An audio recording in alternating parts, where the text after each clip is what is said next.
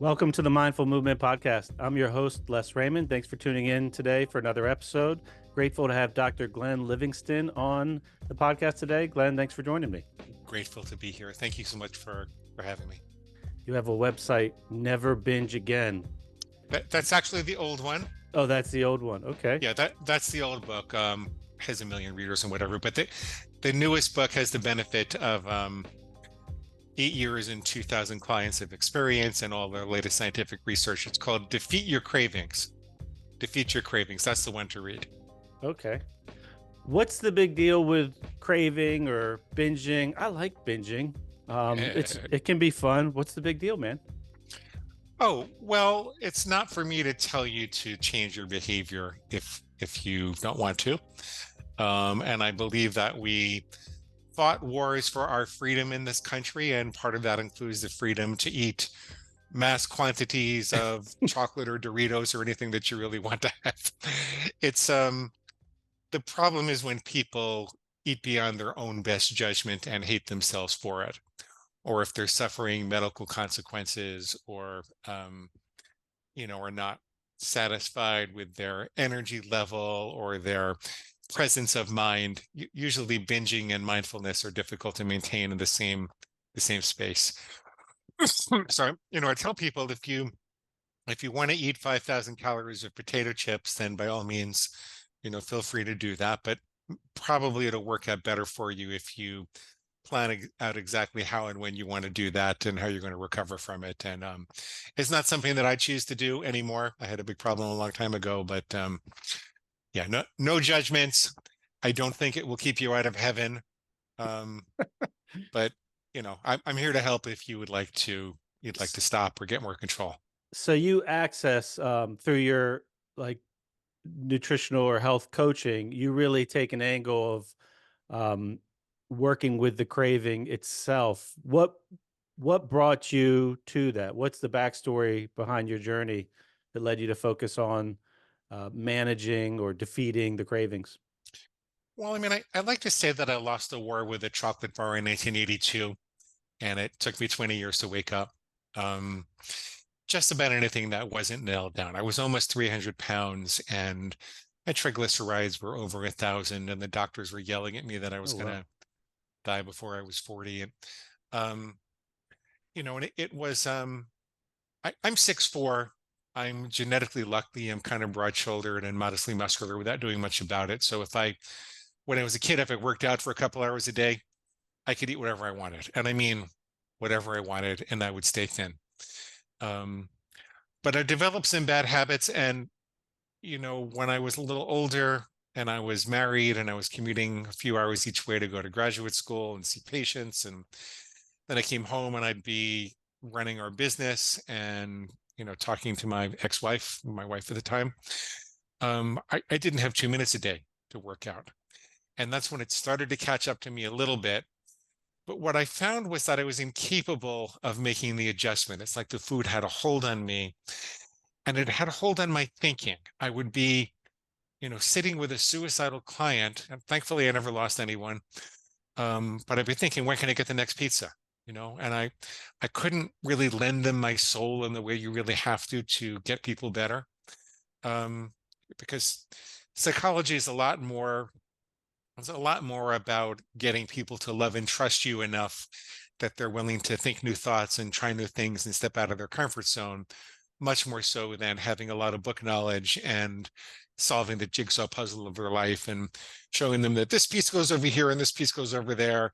And then thanks, doc, I'll get right on that. It just doesn't really work like that. You got to be there with them. You got to go through it with them. And that bothered me more than the weight itself. That was a problem for me more than the weight initially. Um, but my journey, coming from a family of 17 psychologists and psychotherapists, where if something breaks in the house, we all ask it how it feels and nobody knows how to fix it. Coming from that kind of a family, I really thought, when you have a hammer, everything looks like a nail. And so I must have a hole in my heart. And if I could figure out how to fill that hole in my heart, then I wouldn't have to keep trying to fill the hole in my stomach. And, let me try to love myself then. And I literally went on this 20-year journey where I went to see the best psychotherapists and psychologists and psychiatrists, and I took medication, and I went to Overeaters Anonymous, and I, went on a spiritual journey, and um, I did everything you could imagine. I confessed my soul, and I cried, and I screamed, and it made me a better person in a lot of ways. It took away a lot of the self-hatred that I had, made me feel more compassionate for myself and other people. But so I don't regret the journey, but it didn't really help me with the food. I would go a little thinner, a lot fatter, a little thinner, a lot fatter every time I tried something new. And kind of speeding things up 20 over the course of 20 years, there were three things that made me change that paradigm. I eventually come to the conclusion that I had to take a different approach. And one of them was that I had a lot of time in my hands because my wife at the time was traveling for business. I saw her mostly on the weekends. And so I developed a second career as a consultant to industry. And I was on the wrong side of the war, and I was helping to manufacture those bags and boxes and containers. Um, and I feel contrite about it now, kind of like the Marlboro man later in his life. I'm trying to make up for it and kind of convince the world to move away from that. But I worked with a lot of these big companies that were manufacturing these hyper palatable concentrations of starch and sugar and fat and excitotoxins and salt. And it was all geared towards hitting the bliss point in the reptilian brain without giving you the nutrition to feel satisfied. And the result of that is you want more and more and more. And there were things in the packaging that could turn off your ability to know when you were hungry or full. And it was all an external force, right? No, none of it all hit the lizard brain, and it didn't matter whether my mama dropped me in my head when I was a little boy, or her mama dropped her in her head, or I was traumatized by this, or I peeked at my sister. None of that mattered. This was this external force that's targeting this very primitive part of my brain, and I'm representing the brainstem, and this primitive part of my brain is really a survival mechanism. It's eat, mate, or kill, feast or famine, fight or flee. Very, very primitive survival impulses. It doesn't know love. It's the mammalian brain on top of that, and the neocortex on top of that, that says, before you eat, mate, or kill that thing, what impact is that going to have on the people that you love and your tribe and your family? And it's the neocortex that says, well, before you eat, mate, or kill that thing, what impact will that have on your work and society and your long-term goals like health and fitness and weight loss, weight loss or mindfulness? And this thing down here doesn't really know love. So all this time, it struck me that I'm trying to love myself thin when the part of the brain that's responsible for pushing our reason out of the way and saying, just hand over the chocolate and nobody gets hurt. This part of the brain is what's responsible for food problems. And so that gave me a perspective that maybe I had this love yourself thin thing wasn't going to work. I also saw the big advertising industry, because that's what I did largely, was advertising consulting. And I saw how they were experts at convincing us that what they had was what we needed. This is what we needed for survival. And there were things like setting up the packaging to be vibrant and multicolored and diverse. Because in nature, if you ran across a diversity of bright colors with fruits and vegetables, you'd be getting a diversity of nutrients. And so we have a variety impulse, was where we're kind of evolutionarily programmed to seek that survival advantage of getting a variety of nutrients. That's why we're supposed to eat the rainbow. But in this case, there were no vitamins. I mean, they actually took some of the vitamins out of the bar to put more money in the packaging. And, they were faking us out. And that kind of thing was not constrained to one or two, one or two manufacturers. This went on all across the industry. There was something called plausible deniability, where these potato chips are made with avocado oil and therefore they're good for you, right? There'd be a big star now with avocado oil. But does anybody really think that there's a lot of nutrition in potato chips. Does anybody really think the potato chip is good for you? There's a big difference between something being less bad for you and something being good for you. But I saw how all the consumer's rational mind needed was plausible deniability, just a good enough reason to justify that it could eat a couple of bags of potato chips. Um, Can I pause you for a second and back mhm, up on something you said? I mhm, want to hear about that, the plausible deniability. When you were talking about hyper palatable, and you mentioned mixing like starches and sugars with fat and I think maybe salt. You mentioned excitotoxins. mhm. What did you refer to in that? What are these companies Well, putting in? they're chemicals that enhance the flavors. They're chemicals that enhance the flavors and the experience of, the mouth feel and the stimulation of the pleasure centers. Um, and So is it's that refer to excites the nervous system, like it yeah, gets you it upregulates something? yeah, yeah. What would be something we would see on a label that does that? Do you know? Um, I've been advised not to say. Oh, okay, fair enough. um, but So you worked in that industry that yeah. was And in all fairness, I don't want to misrepresent myself. I didn't work exhaustively with the research and development team. I knew what was in the bars. So I knew what was happening. I worked more with the advertising, okay. worked with the advertising systems. Yeah, but I work with those companies. We talk to consumers about the advertising, and we help the companies figure out how to change the packaging, or change the spokespeople, or change what they were saying to um, make people feel like this is where the good stuff was. Yeah, Gotcha. yeah, yeah. I'm sorry for not being able to answer that Yeah, no, it's okay. directly. Yeah. It's fine. Um, So so you were talking about the plausible. So their advertising tries to present a message that makes people give themselves a reason to like justify whatever the yeah, people want good news about their bad habits, is what it comes down to. And the advertising industry is very happy to give you good news about your bad habits. Some reason why you can go forward with that. Um, but but I mean, for my personal journey, it made it clear to me that this also had nothing to do with my history or my emotional traumas or anything like that. Um, and so I came to the conclusion that what I really needed to do was take control, that it was more like an alpha wolf project, the alpha wolf of my own mind.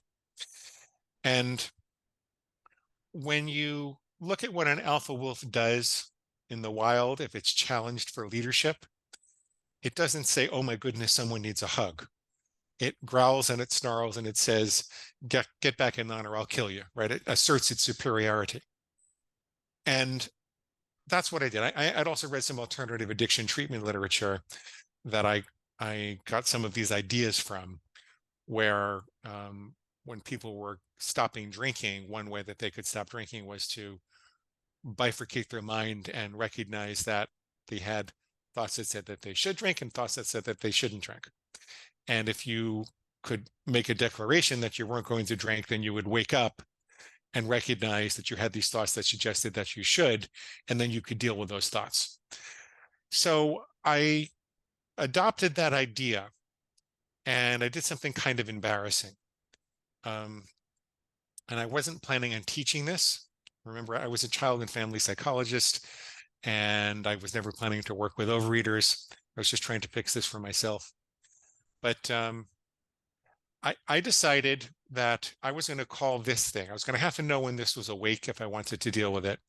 I was going to call this thing my inner pig. And for the listeners, you're holding your hand up to representing the as you say it, the reptilian part of the brain. yeah, Okay. yeah, it's the part of our brain that has the ability to push our rational mind aside when it perceives there to be a scarce caloric opportunity or a falsely perceived emergency. I decided I had to know when that was active. And so I like this idea of bifurcating the mind into two types of thoughts. So I made a rule. One of my first rules was I'll never have chocolate on a weekday again. I'll only ever have it on the weekends and no more than 2 ounces.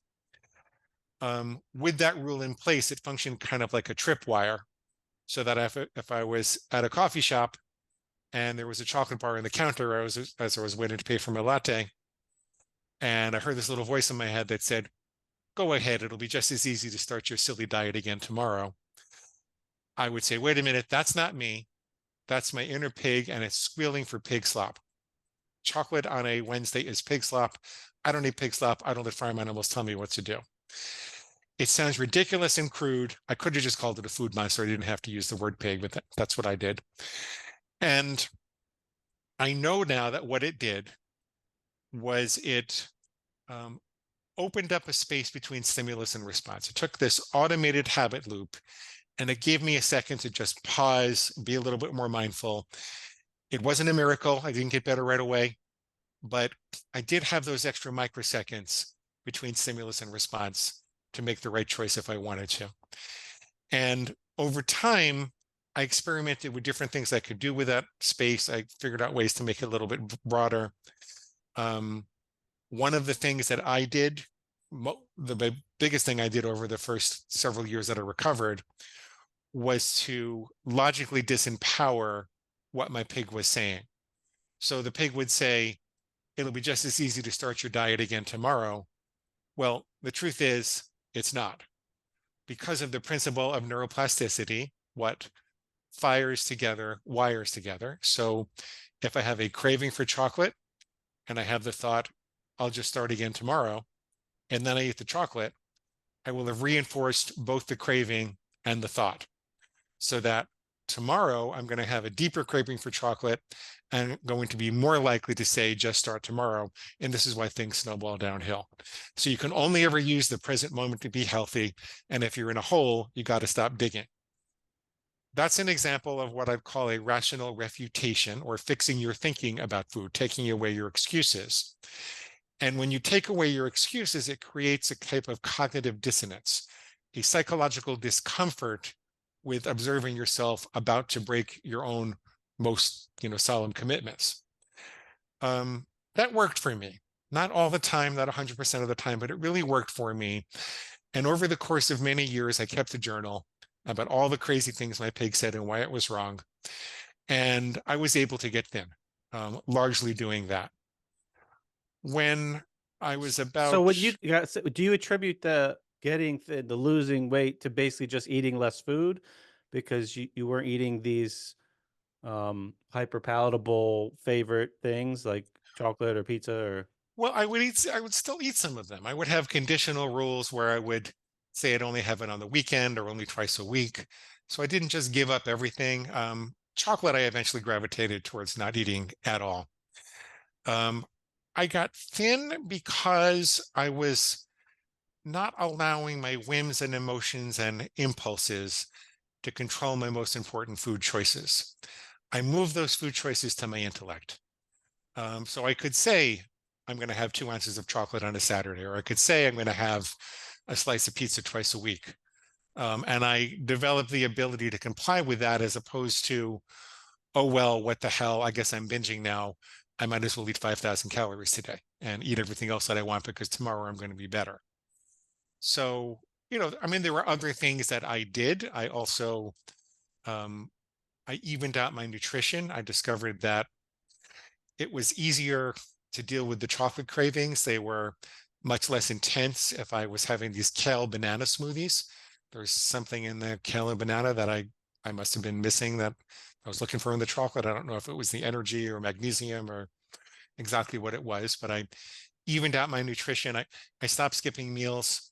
Um, I moved more and more towards whole foods and less towards and more away from processed foods. That's why I got thin.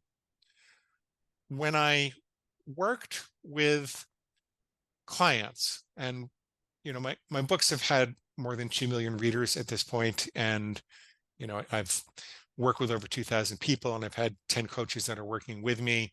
So I've got an awful lot of experience seeing what works and what doesn't. What I found in the last couple of years when we started to do long-term surveys was that while we'd gotten very good at fixing people's thinking about food and getting them to reduce their self-reported overeating episodes by almost 90% in 1 month. At the 6 month mark, the stats weren't that good. It was more like 50, 55%, something like that. And when I looked carefully into that, I found that there were two types of people. There were people who were still doing reasonably well, like maybe around 80%, and there were people who were doing horribly, who had just abandoned the tools that I taught them. What was causing them to abandon it turned out to be what I'd call the screw it, just do it response. Inevitably, those people seemed to get to a point where they said, you know what? I don't have any more excuses to overeat, but oh well, what the hell? I really want to. Screw it, just do it. And I said, well, what's causing that? Because remember, my program is diet agnostic. You can plan out to eat whatever you want to. I don't take any particular food away from anybody. You don't have to eat a certain number of calories. You can decide what you really want to do best. So I thought, well, why would people abandon these tools where they can eat the foods that they really want to, get themselves to a weight that they want to be at, feel a lot more at peace with food?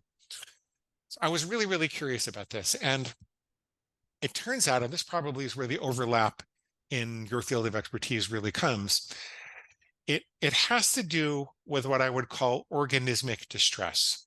There are 5 or 6 things that seem to lead to this organismic distress, but basically it's a perceived emergency on the lower brain's part, which says, holy crap, we need more resources. There's no time to think, we have to get it.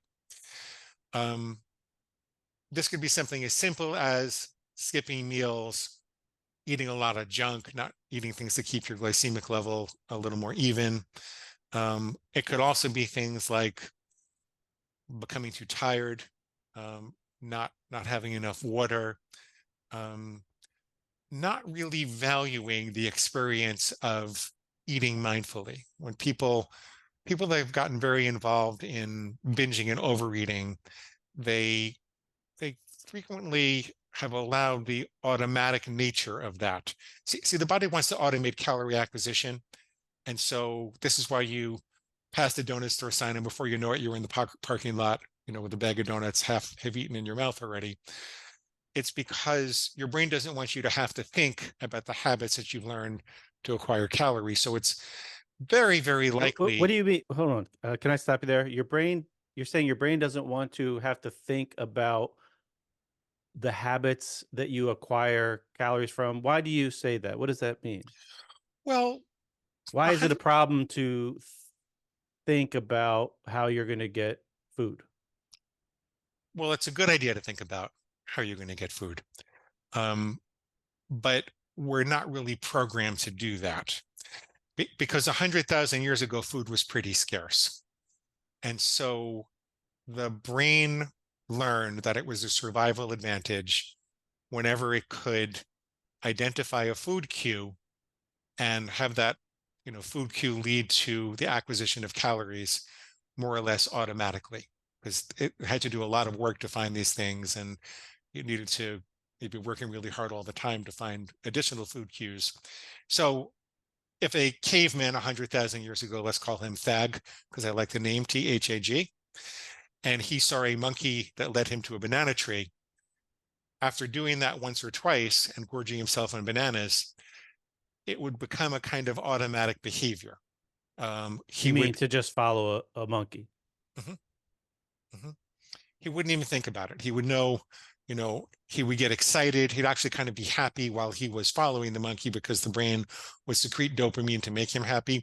If he didn't follow the monkey, the brain would deplete his dopamine to make him miserable, saying, I'm going to torture you unless you follow that monkey and go get those bananas. Because it was a survival advantage. You had to take advantage of every food cue that there was without thinking about it. You couldn't sit back and think, well, maybe I should go, look for that honeybee over there, or maybe I should. No, this monkeys lead to bananas. Go follow that monkey, right? That's why it becomes type of a kind of automated behavior. Does that make sense, or it looks like I'm not I getting mean, through? a little bit. My mind is definitely in my mind. I'm pushing back. I like when I hear that, I think of the monkey has way more calories than the banana. Wouldn't they be thinking about how am I going to get the monkey once I find the bananas and have my monkey and my banana for dessert. Um, And which would mean you'd have to think about how you're going to catch a monkey, which is, I would say, filled with thought. I guess I understand you're getting at that once we find a way that allows us to get calories, essentially our subconscious mind will help take care of us by ingraining that habit that allows calories to come easily. So like we will automatically follow where we know there's calories at the other end. We don't have to consider should I follow it. yeah, We yeah. just follow. Um, that that's absolutely true. I suppose that's a good challenge to this metaphor. I suppose the metaphor might break down there because the monkey would have more calories if you could catch and kill the monkey and eat the monkey. Um, you could use a cue like the particular type of banana tree leaf waving in the wind or something like that. And I would still make the point. And then your brain would automatically go say, okay, go find that tree and go get the bananas. Um, or it could be following a honeybee to a honeycomb.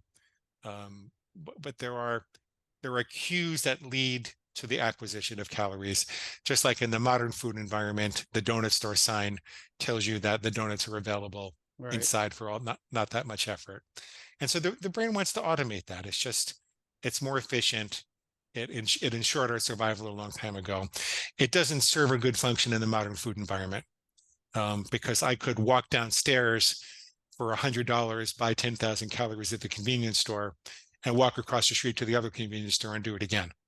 So, Right. But if I have high quality, nourishing, health supporting food in my fridge and I walk downstairs and I subconsciously am used to just wandering through the kitchen and open the fridge and grabbing some of that food, like we do need to eat. So I need that food to provide structure and energy and such. It's not all bad that it gets automated that I remember to go into the kitchen to get it so I don't otherwise I would skip the meal. well, but that's exactly what you're kind of making the point for me that the problem is that when the industry has They're working against you. when they're working against you, when they're using our tendency to automate things like that to get you to have what's in the bags and boxes and containers, that's a problem. Right. Yeah. And also, it's not a bad idea to slow down while you're eating For anyway. I sure. mean, there are studies that say we absorb more of the nutrition, we get more satisfaction, we wind up eating less if we're actually present while we're eating and it's not such an automatic behavior. So I would want people to do both. I'd want them to automate healthy behaviors and try to slow down and mindfully enjoy the food while they're eating it, and also be alert for the fact that the industry could use that against you. Yeah. So That's something I think I personally have struggled with a lot over the years. Um, and I know that it's better to go slow and to chew, and you'll produce more enzymes to help digest your food and such, and get more signaling for the whole GI tract to do what it does best. One thing that I feel like affects me negatively in that regard is I do most of the cooking and I love to cook and I get a lot of joy out of cooking dinner for my family, and we value dinner time in my household pretty highly. And but cooking is a lot of it's like an art of timing in many ways, where if you have, especially if you have multiple things going on, the goal is to get everything to finish at the same time. mhm. And what that leads to is a little bit of chaos sometimes in the cooking process. Like if you ever watch a cook in a restaurant that's, really moving a lot of things at once, it's it is a stressful it can be a stressful activity because it's fast and you're moving around and your mind is very busy coordinating all the parts. And then what happens is I call dinner and everything's done and I want to eat it when it's warm, and I put it on, and I'm like, I'm still like racy. I'm racy from the actual activity of cooking, and it doesn't really happen when I'm just cooking for myself. I'm cooking one simple thing, but if I'm making dinner for 5 people, there's a lot more going on. And then I sit down, and everybody else gets to relax. They're coming from a relaxed state and moseying on over to the kitchen table when I call dinner, but I'm just sitting down from this, like, I'm running around like crazy, especially if I'm cooking like something on the grill, and I'm going back and forth from the kitchen outside, back and forth. And then I sit down, and I'm I'm excited. Mhm, And then I want to do this parasympathetic activity of eating, mhm. and it's really hard to slow It myself is. down. It is. When there's a It's a big real hot, challenge. it is a challenge, and it's a muscle. You think of it like a mental muscle. And so I would have people begin very slowly. Um, you don't have to jump in and be totally mindful the whole time that you're eating from the very get-go. At the beginning, you could just begin to work on your pause muscle by going 1, 2, 3, something just really simple like that, and do that for a couple of weeks until you get used to it. And you'll find the experience of those first few bites will be more pleasurable when you do that, and that will help reinforce your desire to do that, even though it doesn't seem natural. And then once you're comfortable with that, you can take a take a parasympathetic breath. So you go 1, 2, 3, and then you could breathe in for a count of 7, and you can breathe out for a count of 11. That starts to deactivate the sympathetic nervous system and take you into the part of the brain that says it's okay to relax and chill and digest and rest. Um, so you can build up that muscle very slowly. I think the way we got into this conversation was I was trying to explain that the screw it, just do it response is underlied by a sense of organismic distress. Um, one part of that experience of organismic distress is I have to eat right now. It's an emergency that I eat right now. So if you work on that and this is the hardest part to slow down, but if you work on that and you start to slow that down, then you're going to get more satisfaction from the food, and there's going to be less of a craving to overeat and just break your rules at a different time. Um, that there are other things like having too much input and too many decisions to make over the course of a day. Willpower is just the ability to make good decisions at the moment of temptation. And there are only so many good ones we can make over the course of a day. And so we find that if we can get people to step out of the rat race twice a day for 5 minutes, it doesn't have to be a big deal, but turn off your phone, turn off your computer, go hide in the bathroom if you have to, get away from all the input. It's not just food decisions that'll wear down your willpower. It's what do I do with this email? What time is the meeting? Who's going to take Jenny to soccer practice? Step away from all of that twice a day, and you begin to reduce that organismic distress, and you'll find you'll have just a little more willpower. Um, Coming up with rules to regulate your difficult food decisions can also remove the need to make so many decisions over the course of the day. We're told to eat well 90% of the time and indulge 10% of the time, which is great in theory. It's actually a really good idea, but how do you know which is the 90% and which is the 10%? Whereas if I say I'm only going to have chocolate on Saturdays, then all of my chocolate decisions were made for me over the course of the week. I don't have to burn willpower to make those decisions. I just become the kind of person that doesn't have chocolate during the week. So, it's all these kinds of things. It's too much social isolation. Um, it's, being overworked, fatigued, all of the organismic distress, which is the opposite of being able to be relaxed and mindful. Um, that also played a role, and that's how we're beginning to correct the screw it, just do it response, which was plaguing us up until that point.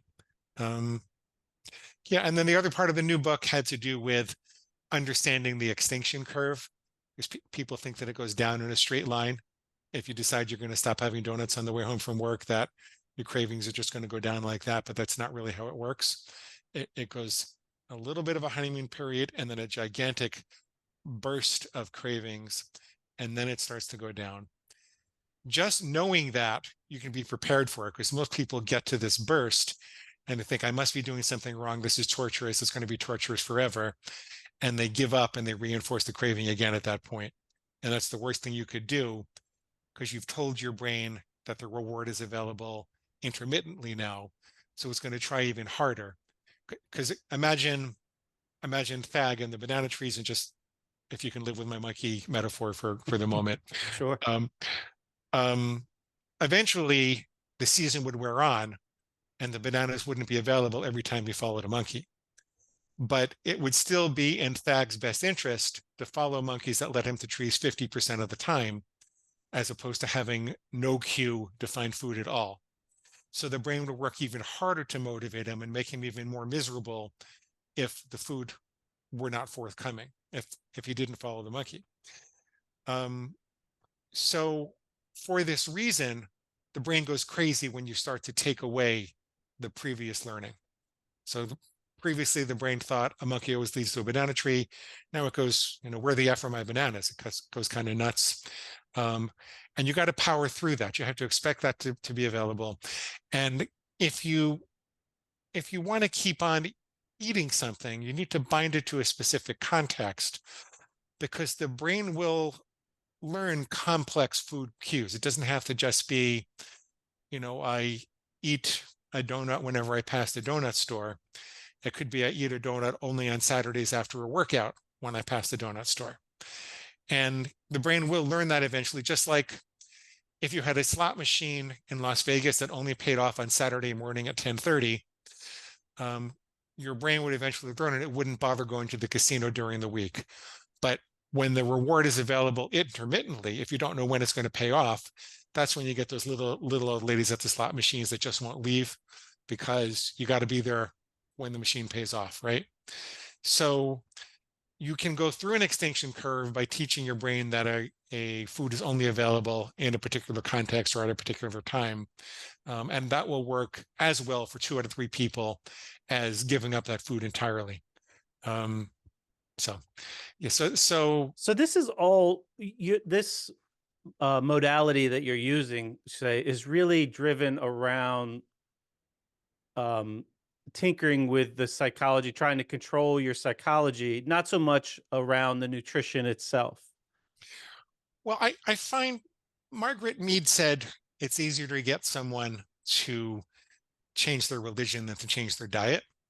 So I've worked really hard to find ways to get people to stop binging on whatever diet they wanted to work on.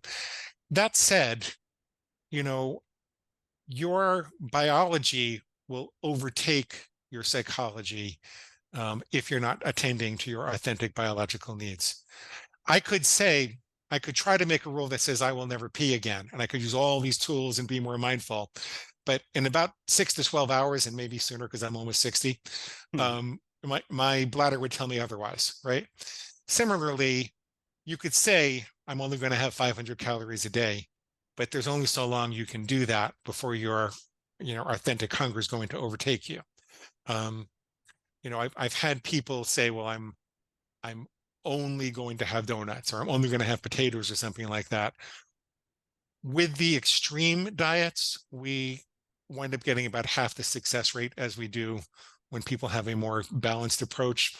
It's less important whether they're vegetarian or meat eating or point counting or calorie counting. It's more important that it's regular, reliable, and it's if you go over to some of the nutritional calculators or you meet with a dietitian to be sure that your nutritional needs really are being fulfilled, then we can have 2 or 3 times the success rate when people really properly nutrify themselves. So I'm not a dietitian, I'm not a medical doctor, so I don't really have the authority to say eat this. If I could, I would say eat as little processed food as you can, eat as regularly, reliably as you can, flood your body with nutrition at a slight caloric deficit. It's going to be 10 times easier to stop binging on that kind of a diet than Some people want me to help them stop binging while they have marshmallows all day, and yeah, I can't really help them. So So it's really your work's really geared around weight loss, though. Like you, when you say at a slight caloric deficit, you're generally working with people that are trying to lose weight. That's the primary goal. usually, the tagline of the book is "Defeat Your Cravings: The Back Door to Weight Loss." The reason I call it that is because I've paradoxically found that if you focus on weight loss, you create that organismic distress. Oh my God, I've got this wedding coming up. I've got to lose 30 pounds in 30 days. The brain perceives that as an emergency also, and that's more likely to create the screw it, just do it response. So I tell people to really focus on um, learning that they can eat what they say they're going to eat, learning to keep their word to themselves, and then slowly adjusting their plan to lose weight if that's what they want to do. Most of our people lose some weight. Some of our people lose hundreds of pounds. We have very good typical results like that, but it's not my first goal. And I try to get people not to focus on that too much. Gotcha. And do you do this on a one-on-one basis, or what's the setting that you Oh, I practice? mean, we have a variety of different programs available, but the main program is 90 days. There is a daily live support group in a Zoom-like environment, like in an online environment. And then you get calls with your individual coach for 15 minutes at a time, as needed, with a minimum of 5 days in between, as long as you and your coach kind of agree what you're going to do in between. So it's Um, a group setting online with a daily group meeting, basically. yeah, fair day. You don't have to come to all the groups, but they're kind of like office hours where myself and my coaches are available to coach people in that group environment to just answer their questions. I don't do treatment anymore. I offer this as training and education. Um, it's just a little bit safer, and I don't necessarily 100% agree with all the standards of care of practice in my profession. So this way I'm free to educate people on what I think is best. And When you say you people, don't do treatment, you mean like as yeah. a So if you have a diagnosable DSM-5, um, eating disorder, then a lot of people come to my program do have that, but we require that they also have a doctor's permission to take what this as what did you and just say? DSM-5? I've never heard that. What does that mean? oh, it's the Diagnostic and Statistical Manual of Mental Disorders. Oh, It's okay. it's kind of the it's kind of like the code book of the mental health profession. Gotcha. Yeah, yeah. Anorexia, bulimia, um, yeah. When you're or binge eating disorder, when you're diagnosed with those types of things, then legally I need you to have another professional that's saying it's okay to do this with Interesting. us. Yeah, Binge eating disorder. yeah. That's a thing. So is there a nutritionist or a dietitian involved in the group at all, or it's We highly recommend that people consult with a dietitian or nutritionist in order to validate that what they're eating is an appropriate, protocol for who gotcha? they are and what they need to. Um, we, I don't have the expertise to evaluate and offer dietary advice. I don't have that expertise. So I Gotcha. mean, I kind of sort of do because of all the people I've talked to, and I've interviewed a lot of nutritionists for my own podcast. And there are a couple of people I might recommend if people needed someone. But yeah, we What's the tell name of your podcast, Glenn? I don't think to so. defeat your cravings. Okay, that's the name of the podcast. Yeah, defeat your cravings. Yeah, yeah, And you wrote a couple books, and you mentioned something about a free book that you have available. yeah. If you go to defeatyourcravings.com and you click the big blue button and sign up for the reader bonus list, I will give you a free copy of the book itself in Kindle, Nook, or PDF format. If you want a traditional format like paperback or hardcover or Audible, there are traditional charges for that, but you can get it for free in Kindle, Nook, or PDF. This is all laid out step by step in that book. I also have a set of food plan starter templates. These are sample templates of what people might use depending upon their dietary philosophy.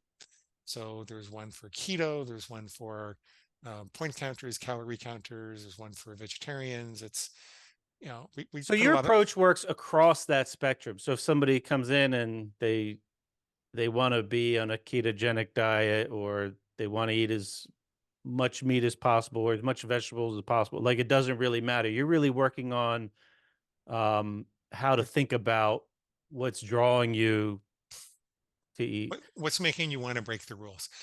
The more extreme the diet on any side of the spectrum, the harder it is to do. So people that are 100% raw vegan and want to live on only fruit and leafy greens, it's a little harder to do that than if they're just plain vegetarian and eating a Yeah, little my more. guess would be because they're just malnourished. I mean, I don't know if you could really be properly nourished without any animal product. Well, I mean, I think that's debatable. I try to stay out of that debate. Gotcha. Um, but the I have other people who only eat animal products, and I have a little harder time with them also, like people who won't have any vegetables whatsoever.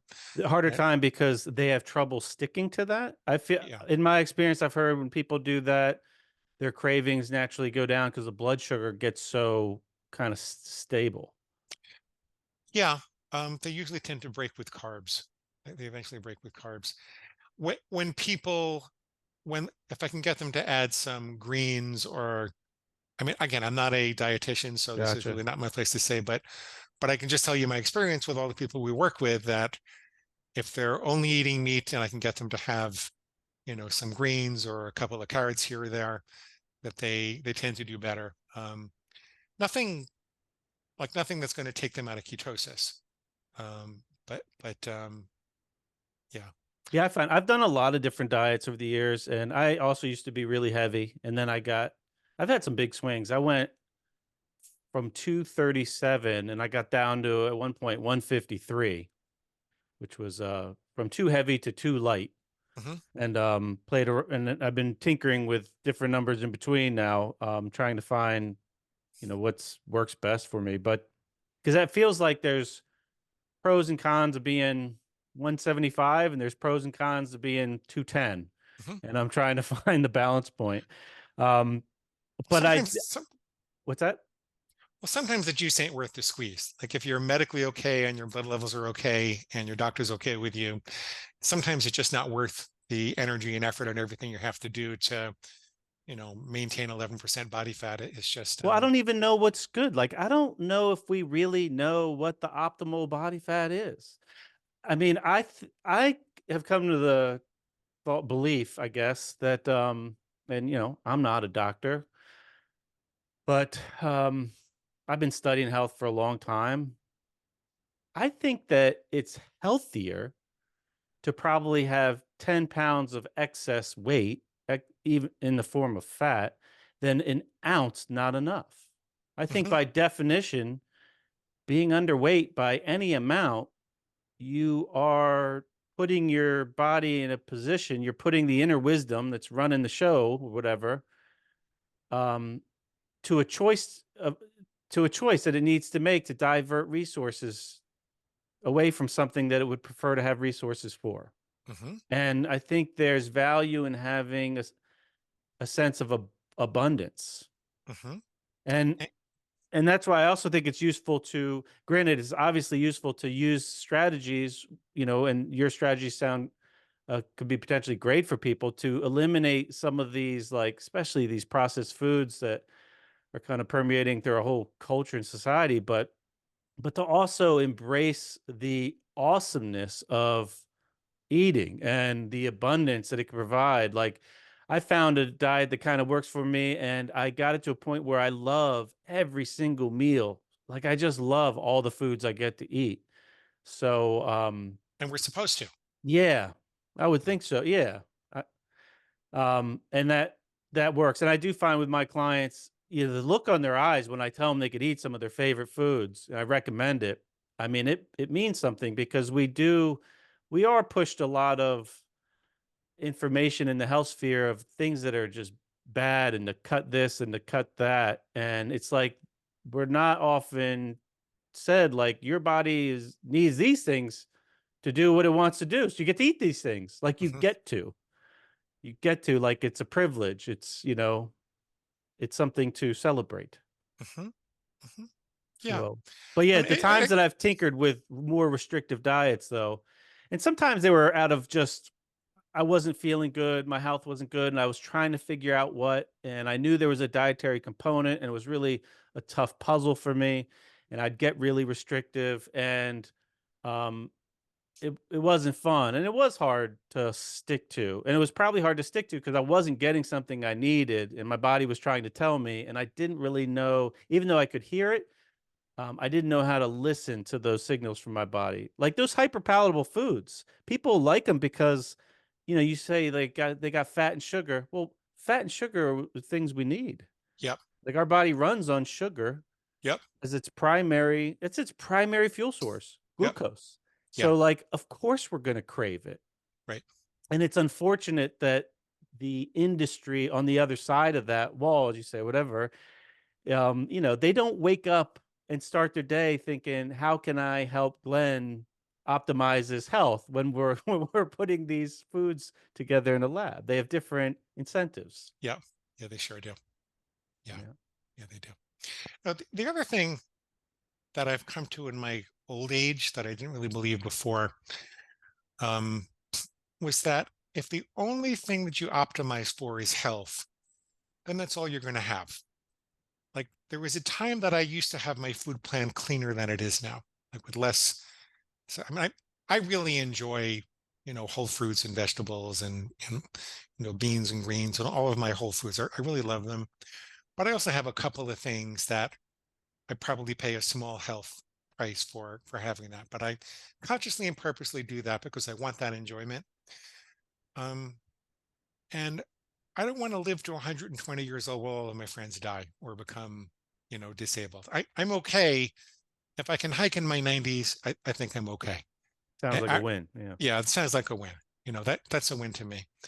Um, so I think there's a continuum from live fast and die young, like the Hells Angels, and live slower, enjoy the ride. It's a continuum, and everybody has to choose where along that continuum they fall, what they what they want to do, what consequences and trade-offs they want to take. And I don't think it keeps you out of heaven to eat some delicious things and compromise your health a little bit if you really want to. I don't.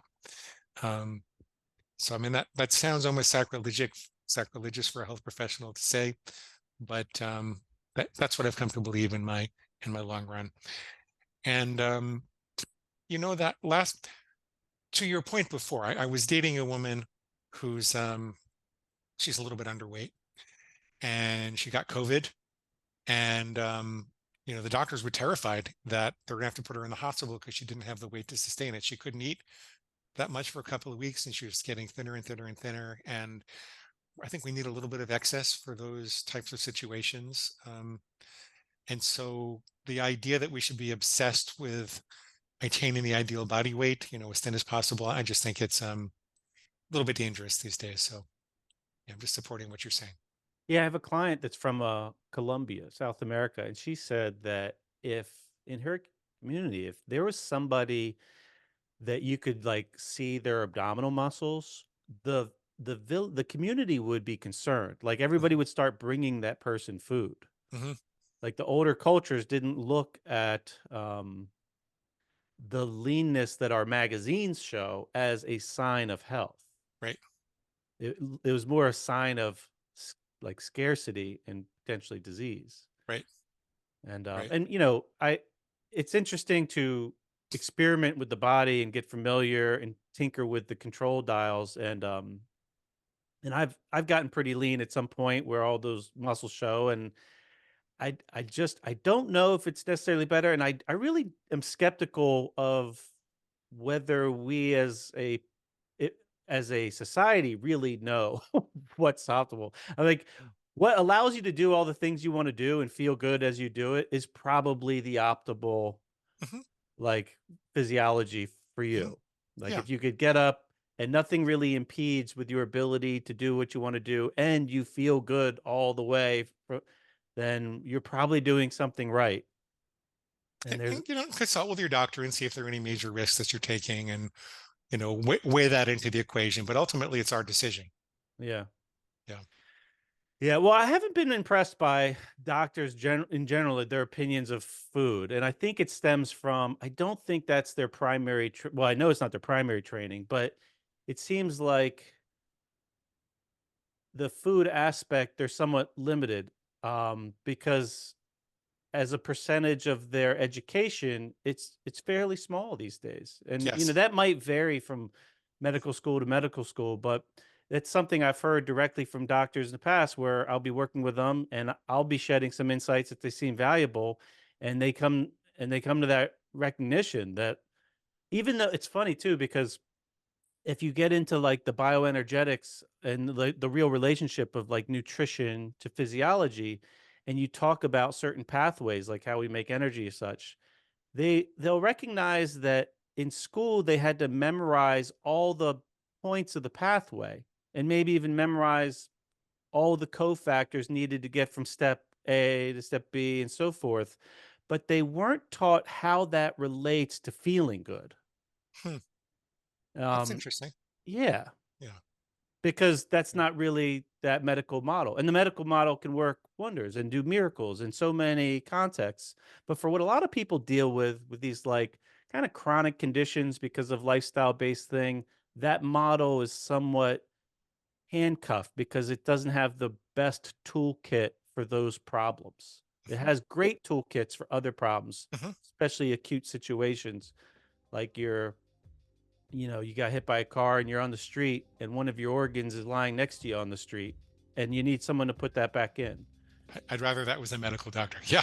Yeah, for sure. At that point, yeah. Like they're very well equipped for these amazing acute scenarios. But to know what to eat to recover from that, that's a different story. Yeah, and they generally don't have enough time to get enough information with the patient and to delve in and to educate. Right. So it's a different model. But there's a lot of people waking up to that, and there's more people educating. And now with the flow of information, it's easier if you're interested and you want to take more control and play a bigger role in your sense of well-being. You can go out there and listen to podcasts of nutritionists or people like you, or read books, or go on YouTube, and you could find information You and can. um, and Yeah. find what's best for you. Glenn, I want to thank you for taking the time today. To defeat your craving, is that the website? Did I say that right? Defeat your cravings, plural. Great. Okay, Dot defeatyourcravings.com. com. Dot com. Yes, please. Okay, and yeah, for the listeners out there, I appreciate your listening as always. And if you feel like you know somebody that could benefit them, this conversation, please share it and check out Glenn's work. Glenn, thanks again for joining me. And Thanks so much, Les.